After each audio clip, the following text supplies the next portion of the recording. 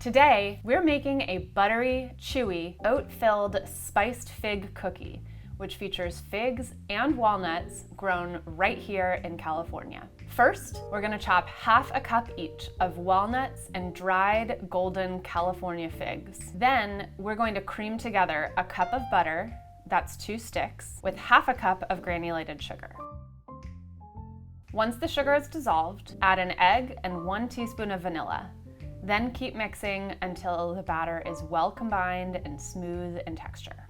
Next up, we'll grate 1/8 teaspoon of fresh nutmeg and whisk that into a bowl with 1 2/3 cups of all-purpose flour, 3/4 teaspoon of baking soda, 1/4 teaspoon of baking powder, and 1/4 teaspoon of salt.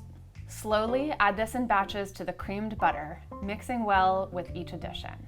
Once combined, fold in the oats, figs, and walnuts, and mix just until everything's evenly distributed. Each cookie will use 2 tablespoons of dough, and to make that easy to measure, we're using an ice cream scoop with a quick release. Then, into the oven they go for 12 to 14 minutes, until golden around the edges, but still a little soft in the center. These will keep cooking for a few minutes after you pull them, so better to err on the side of underbaked.